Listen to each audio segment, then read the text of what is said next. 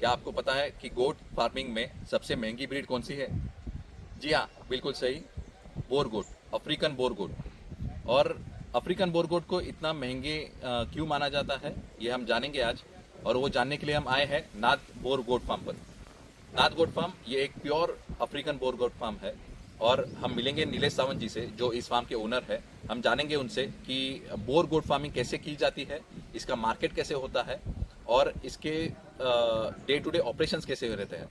तो हम मिलेंगे नीरज जी से, उनसे हम लेंगे सारी डिटेल्स। इस वीडियो को जरूर एंड तक बने रहिएगा, आपके लिए एक प्रॉपर बोर गोट फार्म का सारा एजुकेशनल वीडियो इसमें जरूर मिलेगा आपको। So friends, welcome to agro entertainment. चलिए शुरू करते हैं इस वीडियो को।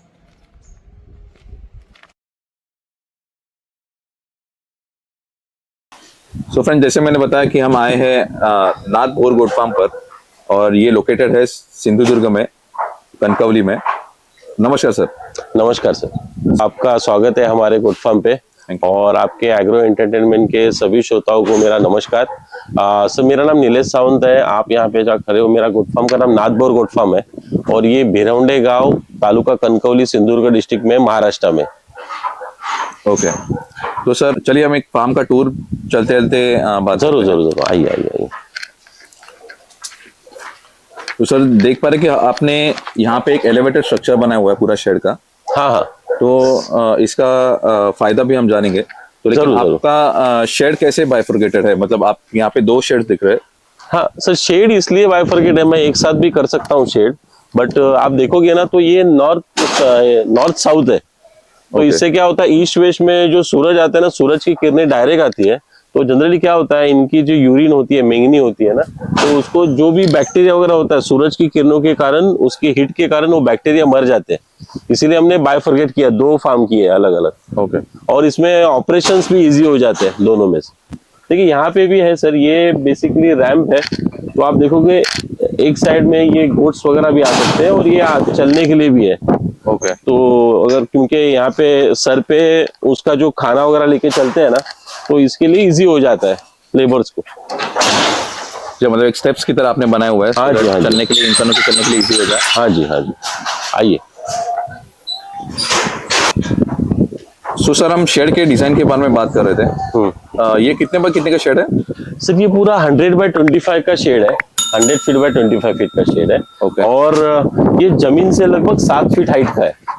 अब पहले तो हम इसके एलिवेटेड कहते हैं। इसके दो फायदे हैं सर। एलिवेटेड होने से मेन फायदा ये है ना कि इनकी जो मैंगनी वगैरह होती है ना, यूरिन होता है, उसमें नाइट्रोजन फॉस्फेट गैस होता है। और इसका जो गैस होता है ना सर, वो जमीन से 2 फुट की हाइट पे रहता है, ये हवा में नहीं जाता है। तो जनरली वो जो गैस है ना, वो हवा में जाना चाहिए।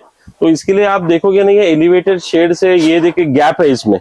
जी हाँ। ये गैप होने के कारण इसमें क्या होता है, मैंगनी और यूरिन अपने आप नीचे जाता है, और वो गैस ऊपर रहता नहीं है।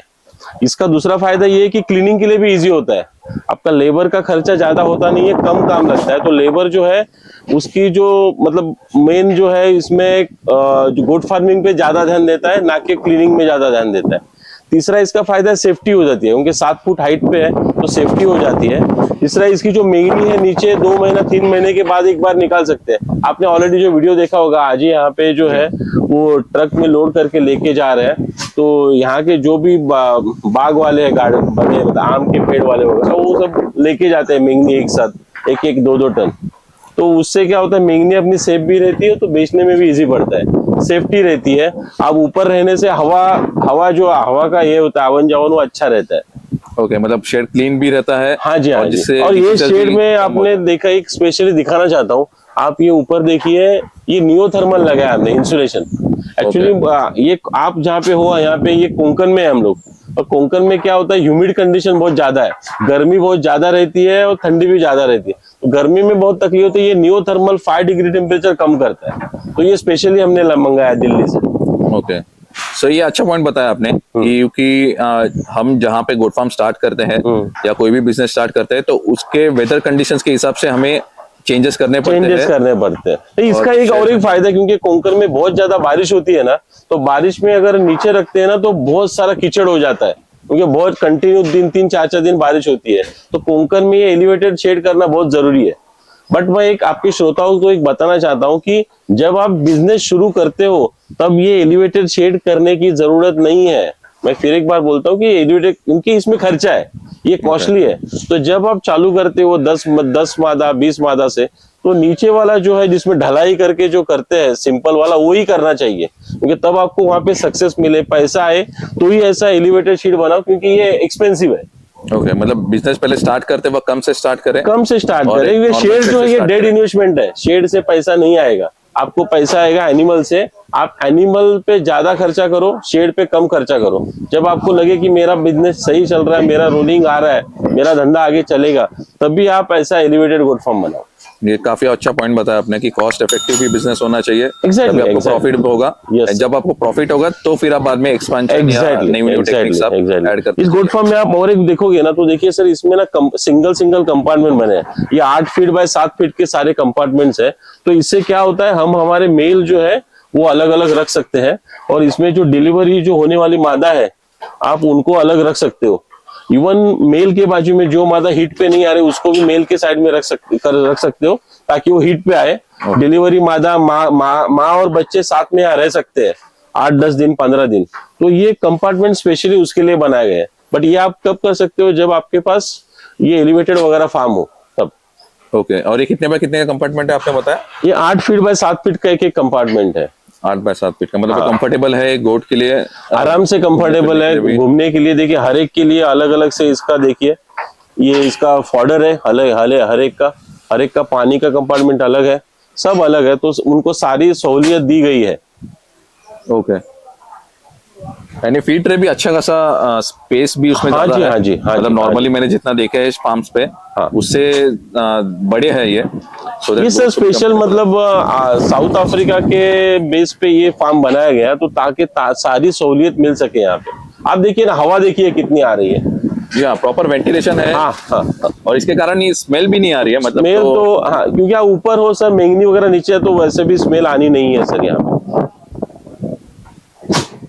देखिए हर एक कंपार्टमेंट में एक मादा है जिनकी डिलीवरी अभी एक्सपेक्टेड है। अगले 15 दिन में हमारे पास 20 मादा का डिलीवरी होने वाला है। ओके, और अभी मैं आपसे पूछना चाहूंगा कि अभी ये आपका प्रॉपर बोर गोट फार्म है, राइट?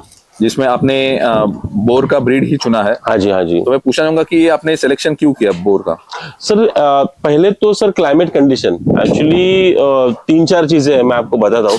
कोंकण का जो एरिया है ये ह्यूमिड कंडीशन है। ह्यूमिड कंडीशन में क्या होता है, बैक्टीरिया का मतलब बैक्टीरिया टिक्स वगैरह का इशू बहुत ज्यादा आता है, क्योंकि यहाँ पे ह्यूमस बहुत ज्यादा है ह्यूमिड के कारण। तो यहाँ पे दूसरे गोट्स टिकना बहुत हार्ड है। बट अफ्रीकन बोर गोट ऐसी है, इसकी इम्यूनिटी पावर बहुत अच्छी है सर। पहले तो इम्यूनिटी पावर बहुत अच्छी है। ये -30 डिग्री टेम्परेचर में भी रह सकते हैं और 60 डिग्री प्लस टेम्परेचर में भी रह सकते हैं। तीसरी इसकी खासियत है कि इसका वेट गेन बहुत अच्छा है। अफ्रीकन बोर गोट का वेट गेन मतलब एक साल में एक नर का 80 से 100 किलो हो जाता है, मादा एक साल में 55 से 70 किलो हो जाती है। और तीसरी इनकी जो ये है बच्चे देने की क्षमता, ये 80% 2 बच्चे देती है और 20% 3-4-5 बच्चे भी देती है। तो इसलिए हमने अफ्रीकन बोर चूज किया। आप क्वालिटी देख सकते हो हमारे यहाँ पे, आप ये जो क्वालिटी देखोगे तो आप देखोगे मतलब 3 महीने में ही 20 से 25 किलो का मतलब एनिमल हो जाता है। ओके, अब आपको ये अफ्रीकन बोर की क्वालिटी भी बता देता हूँ साथ में ही। अफ्रीकन बोर क्या, देखिए ये देखिए इसका सिंग जो है ऐसा मुड़ा हुआ होता है। हमारे जो गोट्स है इंडियन, उनके सिंग ऐसे खड़े होते हैं, तो जब वो झगड़ा करते हैं तो इसी को लगता है। दूसरा इनका कलर देखिए यूनिक है, ब्राउन कलर का इसका नेक है और पीछे व्हाइट है। यस, ठीक है। और इनकी हाइट देखिए कम है। हाइट कम होने का मेन उन्होंने क्या किया है कि इनका वेट जो है, जिसका वेट बढ़ता है और आपकी हाइट हो तो आपने घुटनों में दर्द होता है, देखिए। तो इसके लिए जानबूझकर इनकी हाइट कम की है। इनका वेट 150 से 200 किलो हो सकता है, बट तभी भी मैं आपको दिखाऊंगा, मेरे पास 120 किलो का वगैरह नर है। ओके, तो बट उनको घुटने में दर्द नहीं होता है, तो इसलिए उनकी जानबूझ के हाइट कम रखी हुई है। ओके, तो इनके मेन फीचर्स यही है कि इनका जो वेट है, वेट गेन बहुत ज्यादा है, इम्यूनिटी पावर बहुत अच्छी है, किसी भी क्लाइमेट में रह सकते हैं ये लोग। और तो ये बच्चों मतलब बच्चे देने की क्षमता ज्यादा है। तो बच्चों का वेट ही आता है, तो वो शुरू में 3 से 5 किलो तक आ जाता है जन्म से ही। ओके, आप इनको देखिए, ये बच्चों के लिए जो इनका फॉर्डर है अलग है। देखिए यहाँ पे मतलब बच्चे भी रख सकते हैं हम लोग, तो बच्चों का फॉर्डर अलग है, जो 6 इंच का उनका कंपार्टमेंट है। बच्चे क्या होता है जनरली बाहर आके ना वो दूसरे फॉर्डर में जाके सुसु और पोटी करते हैं। जी हाँ। तो बच्चों के लिए ये स्पेशल कंपार्टमेंट्स है 2, और बाकी कंपार्टमेंट जो है ये फीमेल्स के लिए है। मैं आपको बताना चाहूंगा ये स्पेशल टाइप की फीमेल है, जो एक्चुअली अफ्रीकन बोर जो है ना, जो साउथ अफ्रीका में बनाई है, तो रेड कलारी और फुकेट इनको ब्रीड करके बनाई है। तो रेड कलारी इसका ये कि हमने ये स्पेशल ये है फीमेल है तो हमने रखी है। जनरली आपने देखा होगा ब्राउन नेक और व्हाइट उसका बैकवर्ड है। जी हाँ। बट ये देखिए ये मैक्सिमम रेड है। तो इनकी प्योरिटी अगर चेक करनी है तो जैसे आपने बताया कि इनके सींग चेक करने हैं, इनका कलर चेक करना है, कलर चेक, हाइट चेक करनी है, नोज मार्किंग चेक करनी है, तो प्योरिटी आपको मालूम पड़ जाती है। ओके। और आपने जब ये स्टार्ट किया तो ये कितने गोट से स्टार्ट किया था आपने? हमने जब स्टार्ट किया था ना, एक्चुअली मैं आपको अगर आप थोड़ा टाइम लगेगा बट आपको बताऊं, महीने पहले भी हमारे उस्मानाबादी जो महाराष्ट्र में फेमस है उसी में से काम किया था। और तो उस्मानाबादी जो ड्राई क्लाइमेट में रहते यहाँ पे रह नहीं पाई थी और हमारा लॉस हुआ था। फिर हमने इन्फॉर्मेशन निकाला कि अफ्रीकन गोट बट हमारे यहाँ पे सही रहेगी। तो जब हमने स्टार्ट किया तो 20 मादा एक नर से चालू किया था। ओके। तो 20 मादा एक नर से स्टार्ट करके आज आपका पूरा आज हमारे पास देखिए हम हर साल हमारे पास 350-400 एनिमल रहते हैं। अभी इस साल भी हमने काफी मतलब 200-250 एनिमल बेचे हैं।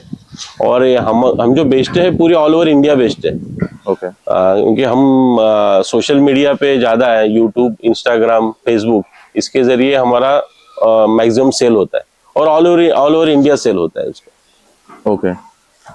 तो अभी आपने जैसे बताया कि इनका जो वेट गेन है वो ज्यादा है, बट इनका कुछ स्पेसिफिक डाइट आप फॉलो करते हैं? हाँ सर, जनरली क्या होता है किसी भी जो ये एनिमल है ना, ये जुगाली करने वाला एनिमल है, आपको मालूम है। तो ये इसका वेट का 4% ड्राई मैटर देते हैं। तो जनरली हम लोग सुबह क्या करते हैं, ये जो गवान है देखिए, ये इसमें सुबह जो है ना कॉन्सेंट्रेटेड फीड देते हैं। इसमें जो गोदरेज का गोल्ड लेवल है ना वो देते हैं। तो समझो एक 150 किलो का एनिमल हो तो उसको 2 किलो ड्राई फीड जाना है। तो 2 किलो में हम लोग जनरली क्या करते हैं, 500 ग्राम उसको कॉन्सेंट्रेट फीड, 1 किलो उसको ड्राई मैटर में क्या होता है, तूर भूसा, तूर फल्ली होती है ना, तूर फल्ली या सोयाबीन फल्ली, वो देते हैं। तो वो हो गया 1.5 किलो। और एक 2 किलो के आसपास हम लोग उनको ग्रीन फीडर देते हैं। तो हमारे कोंकण में जनरली क्या होता है कि यहाँ पे खेती होती नहीं है, जनरली बारिश में ही जो होता है चावल होता है। तो हम लोग जो है ना मुर्गास लेके आते हैं, साइलेज। ये यहाँ से 100 किलोमीटर कोल्हापुर में साइलेज मिलता है, तो वो साइलेज हम लोग यूज करते हैं एज ए ग्रेन फॉडर। तो वो 2 किलो देते हैं। तो सुबह हम लोग कॉन्सेंट्रेटेड फीड, और उसके बाद 1 घंटे के बाद हम लोग देते हैं साइलेज, और शाम को 5 बजे देते हैं हरा सूखा चारा, जिसमें तूर फल्ली या सोयाबीन फल्ली होती है।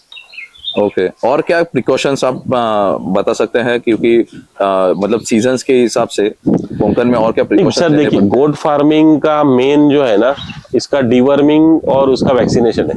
आपको जब गोट फार्मिंग करनी हो ना, तो आपको इनका हर 3 महीने में इसका डीवर्मिंग करना जरूरी है।